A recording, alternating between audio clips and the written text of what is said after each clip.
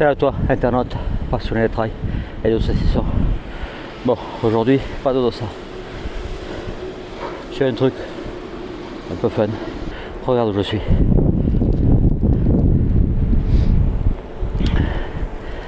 Boulet in Paris. Ouais. Alors je me suis inscrit à un run avec le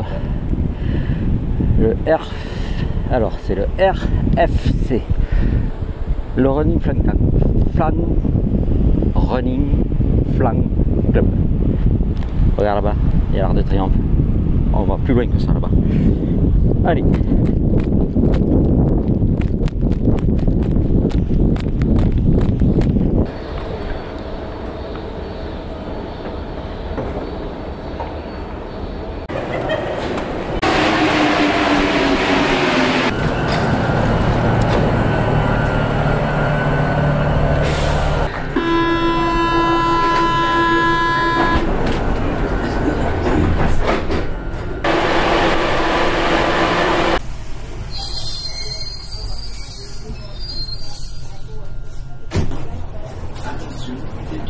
Peuvent être présents à bord.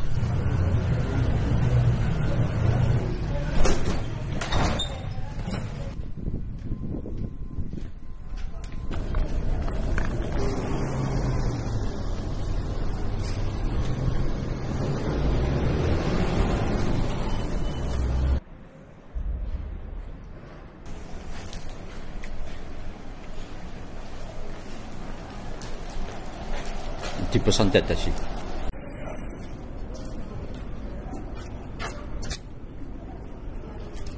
Du monde.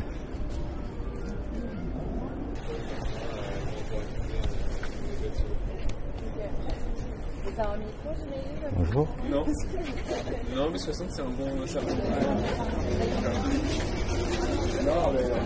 Bonjour. Hello tout le monde, ouais.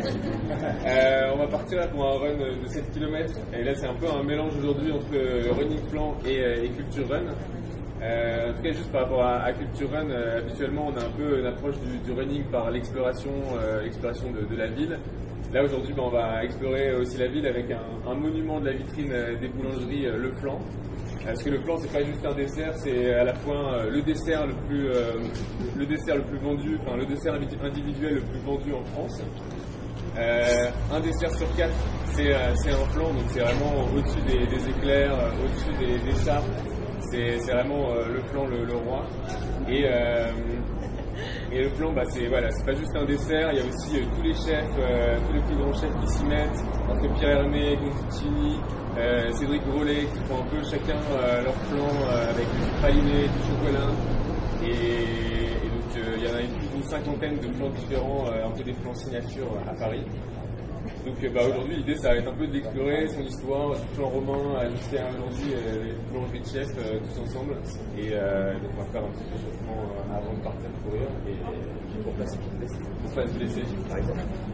Voilà. Merci d'être là à l'heure aussi. À peu près. Bon voilà. Est-ce que c'est moi que tu fais à l'échauffement? C'est les trucs que tu fais à la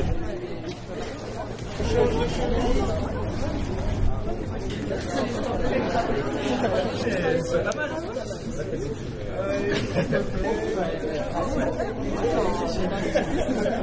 Hello, sur place.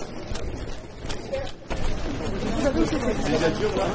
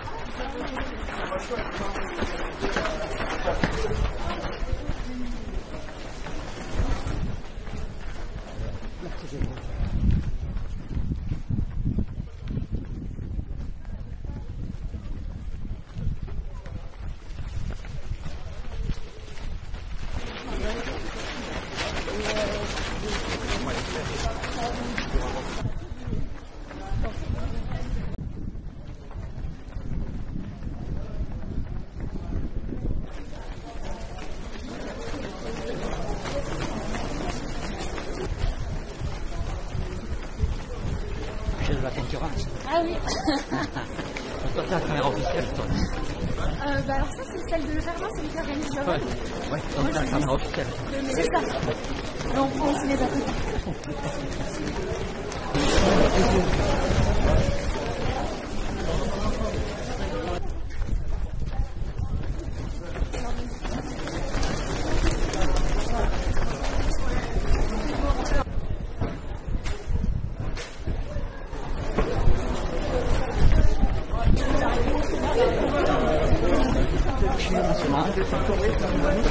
Là, je vais moins l'apprécier que le voiture. Je vais noter tout ça et les refaire.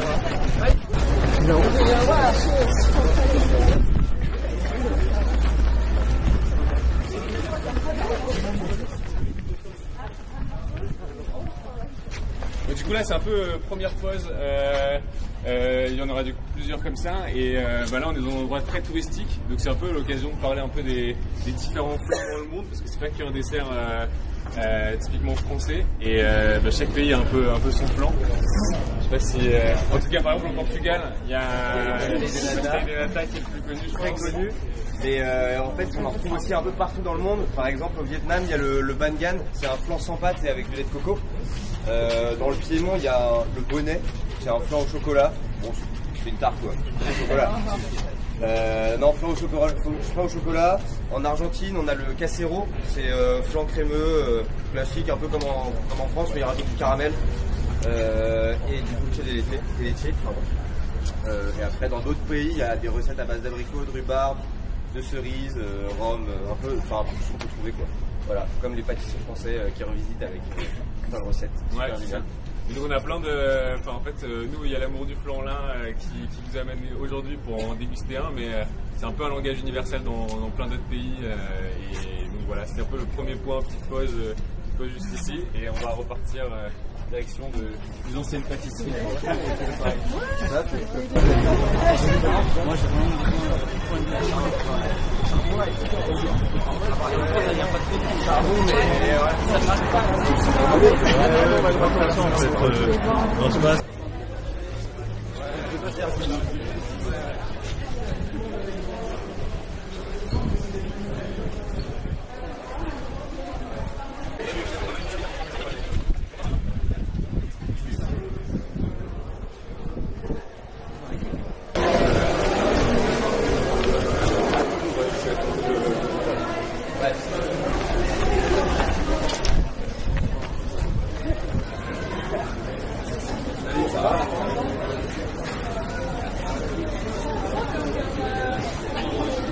Du coup la deuxième pause, on est rue Montorgueil. Donc en fait rue Montorgueil ça a été dès le 19e siècle un peu le centre de la gastronomie parisienne parce qu'il y a très vite des artisans, des boulangers, des pâtissiers qui sont installés ici. C'était juste à côté en fait, on est juste à côté des Halles et les Halles c'est avant c'était un peu le marché de Rungis qu'on a aujourd'hui donc c'était un peu le ventre de Paris là où tout se passait au niveau de la nourriture, toutes les matières premières etc. Donc c'était un super bon emplacement de s'installer ici. Et donc très vite il y avait aussi eu des pâtisseries qui sont arrivées ici et le flan ça a été aussi très vite un dessert qui était très apprécié parce qu'il était pas très cher, il est nourrissant, il plaisait aussi à tout le monde et puis il était aussi facile à faire pour les artisans. Et là on est devant une institution qui est Stover. Ok. Et donc ça c'est la plus ancienne pâtisserie encore en activité à Paris, 1730. Le pâtissier à la base de ça c'était le pâtissier Louis XV. Qui est, du coup ce pâtissier là il est arrivé en même temps que une princesse polonaise qui est devenue aussi la reine de France, Marie Lexinka. Qui du coup est arrivé et lui c'était un peu son pâtissier, puis c'est devenu le pâtissier de Louis XV quand ils se sont mariés. Et donc à l'intérieur de cette pâtisserie, il y a à la base c'est plutôt connu pour les baba au rhum où c'était un peu sa spécialité, mais ici les flans ça fait aussi partie un peu d'un passage incontournable pour les fans de flans, parce que c'est un peu le flan classique, bien épais, le flan qu'on connaît aujourd'hui quoi, bien épais avec une croûte en dessous, une croûte aussi caramélisée au-dessus. Il est souvent dans les classements des meilleurs flans et donc parfois il est tout en haut, parfois il est tout en bas parce que ça dépend un peu des goûts. À l'intérieur aussi, c'est un peu, comme ça date du XVIIIe siècle, du coup c'est aussi un monument classé historique avec les moulures, avec les peintures. Donc si vous pouvez regarder, enfin vous pourrez jeter un œil juste après quand on partira pour regarder. Et donc voilà, ce que j'avais raconté sur ce passage-là. Donc là, on parlait de Louis XV. Je propose de rejoindre après le Louvre pour voir un peu plus à cette époque-là le plan. On va partir juste par là.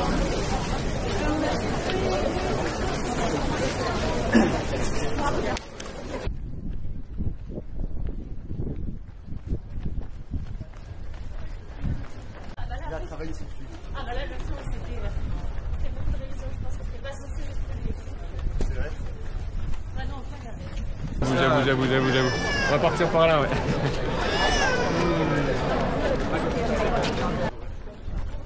Mais on en a fait des super, on montre sur les plus beaux.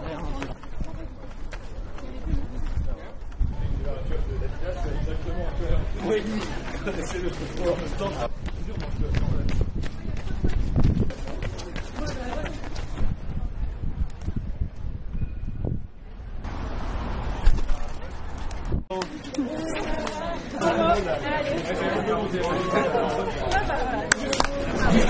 Juste avant d'aller manger le plan, c'est ce qu'on fait. Là, en fait, on est rue Saint-Antoine, c'est une des plus anciennes rues à Paris qui existait déjà au Moyen-Âge. Et c'est aussi, ça a été très vite une rue, c'est là où le métier de pâtissier a vraiment vu le jour à part entière des boulangers. Parce qu'à l'époque, les boulangers faisaient à la fois du pain et aussi des petites pâtisseries comme le plan. Et un jour, les pâtissiers, eux, avaient envie de leur métier leur propre nom. Et donc c'est en 1655 que le métier de pâtissier est devenu un métier officiellement reconnu à part entière et pas n'importe qui pouvait faire des pâtisseries, il fallait un CAP pâtissier. Bon, j'avoue qu'aujourd'hui à Paris, le mélange de boulangerie-pâtisserie, il est quand même, la limite elle est hyper fine en fait, parce que les boulangers font aussi des pâtisseries pour attirer plus de monde, mais du coup on va dire que les pâtisseries d'aujourd'hui elles sont plutôt des labos à essayer de faire des créations hyper modernes de la pâtisserie. Et donc voilà, si, il y a peut-être un point que j'ai noté avec Aurel, c'est qu'il y a la fête du flan. Ouais. J'ai plus le nom de la ville en tête là. Moi j'ai pas pris mes notes. C'est à Triel-sur-Seine et c'est le 27 et 28 septembre. Donc c'est à 33 km de Paris. Ça a commencé en 1995 et en gros il y a le record du monde du plus gros flan de 5,10 mètres de diamètre qui a été fait à cette fête. Voilà. Il faut qu'on vienne à plus de 500 là. Voilà, la prochaine invitation, ça peut être à cette date-là. Pour vous, tentez 33 km et vous terminez là-bas, quoi. Bon, bravo tout le monde, et puis là, on peut aller juste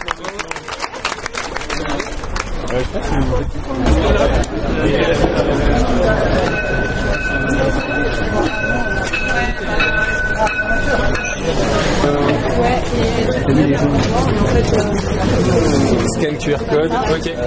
Juste là, de montrer il y a les QR codes qui sont sur l'app Mingle. Ok.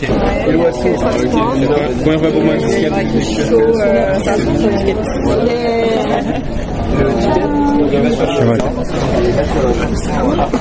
Trop bien. Merci. Ok.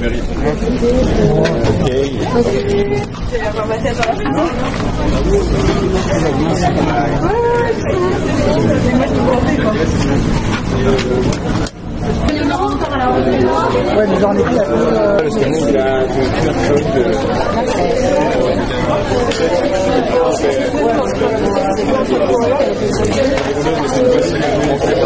Tu as la technique.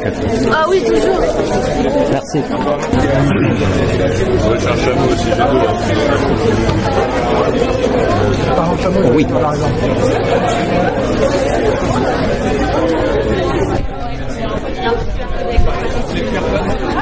Ah bah ouais, je t'avais passé. Je peux lui demander. C'est bon? Ça vous a plu? Vous connaissez? Alors moi je suis moi je suis arrivé, c'est la première fois que je viens. Je suis venu pour manger au plat. Je pense qu'il peut, ouais. C'est quoi ce que vous avez à la main? Un canard.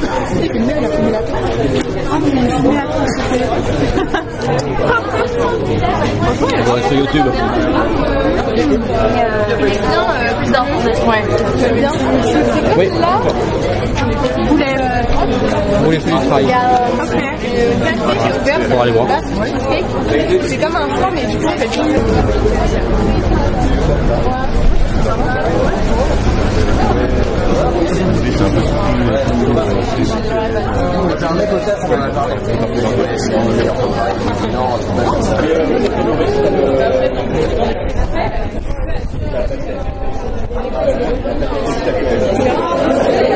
Et voilà, l'expérience était sympathique.